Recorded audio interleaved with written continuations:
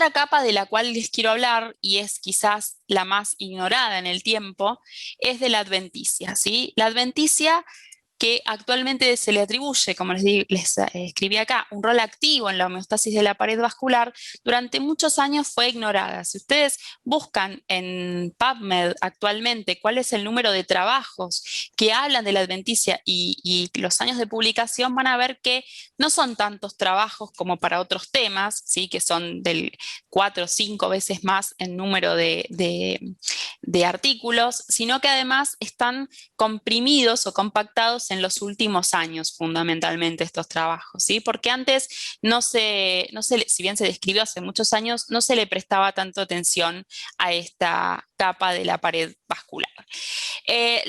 Las características que tiene esta capa adventicia es que hay un montón de tejido y un montón de tipos celulares que están en ella, ¿sí? Hay tejido conjuntivo, o sea, hay fibras de colágeno, hay fibras de elastina, hay fibroblastos, ¿sí? Que están sintetizando todas esas proteínas estructurales que conforman esta capa.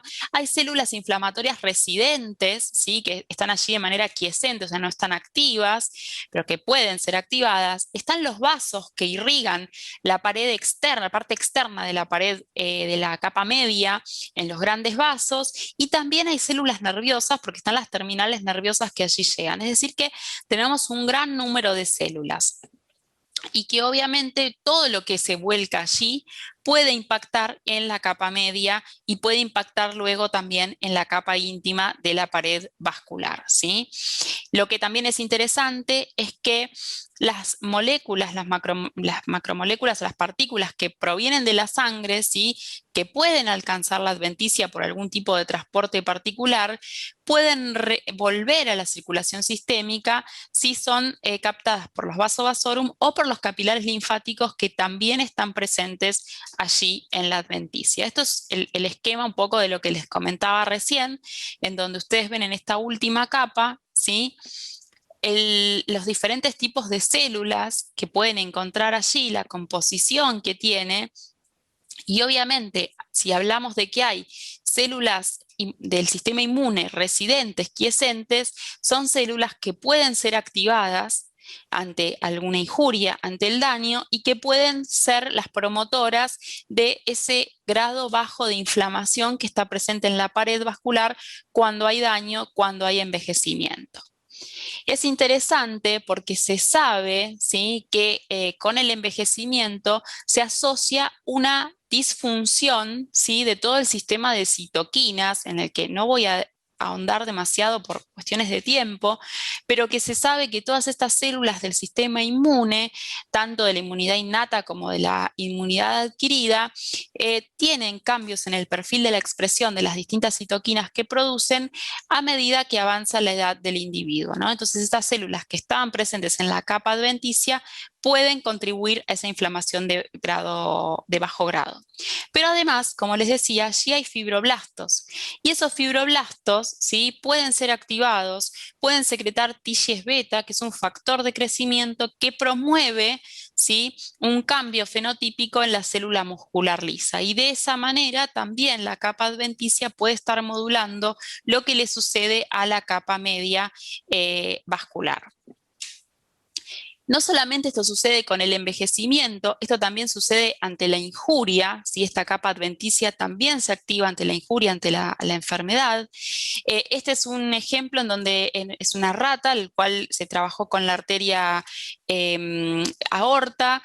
Esto es un control negativo en el cual no hay ningún tipo de marcación. Y lo que se hizo es, se inyectó con un adenovirus, se infectó con un adenovirus a las células de la capa adventicia, que empiezan a verse aquí en color azul, y luego de ejercer una injuria sobre la íntima, se ve como luego, al cabo de unas semanas, empieza a haber, ¿sí? Una migración de células desde la capa adventicia, hacia la capa muscular lisa, ¿sí?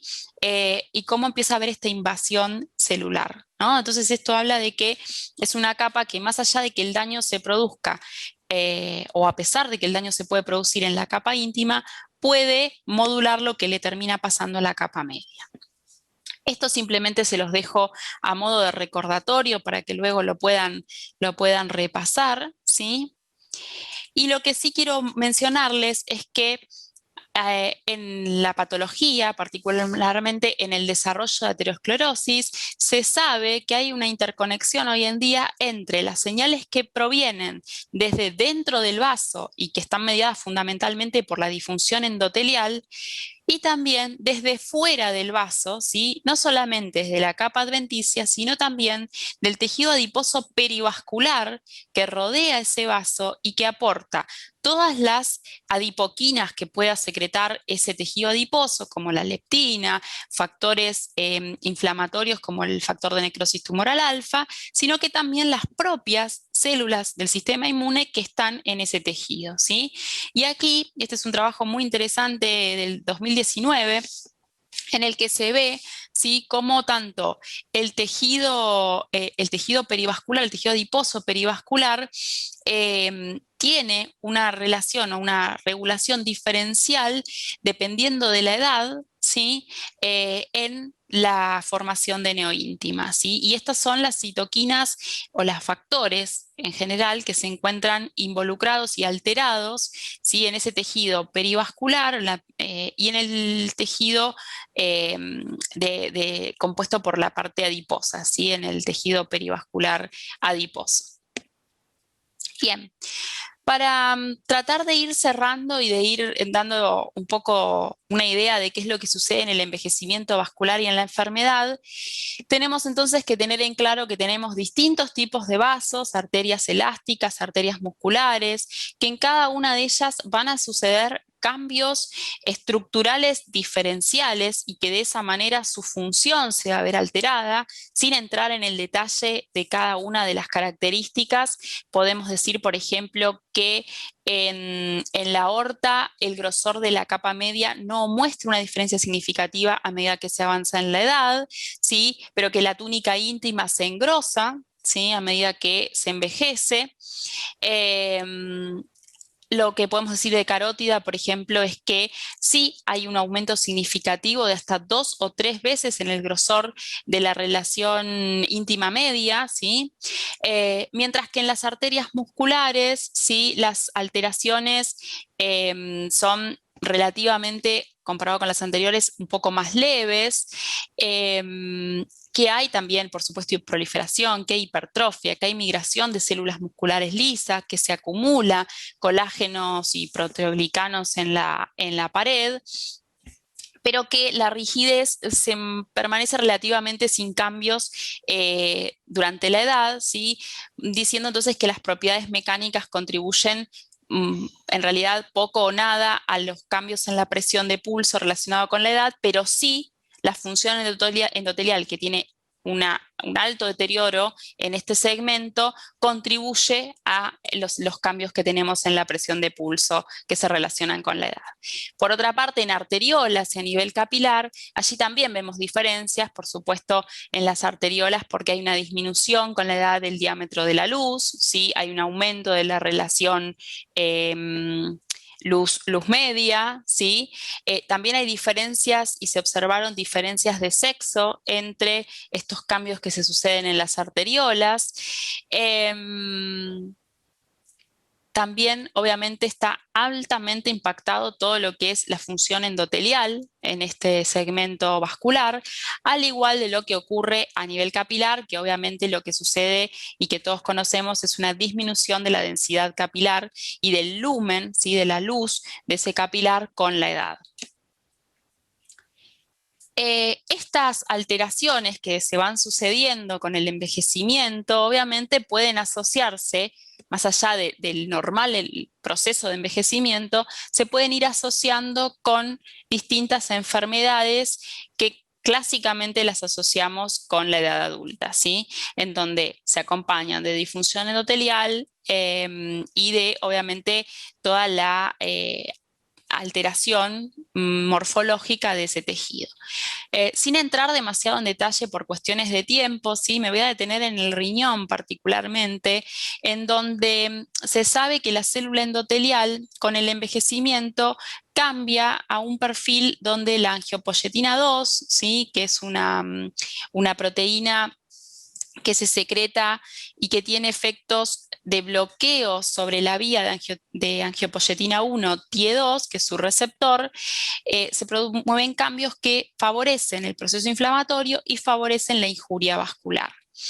Esto hace que con el envejecimiento haya un desbalance con un aumento de angiopoyetina 2 por sobre angiopoyetina 1 y que de esta manera se favorezca el infiltrado de células, se favorezca el daño capilar, ¿sí? Y que podía ser además esta angiopoyetina 2 un biomarcador en la enfermedad renal crónica, ¿sí? Porque es característico, se vio en los pacientes dializados, prediálisis, ¿sí? Los cambios que se suceden en este posible marcador de enfermedad renal.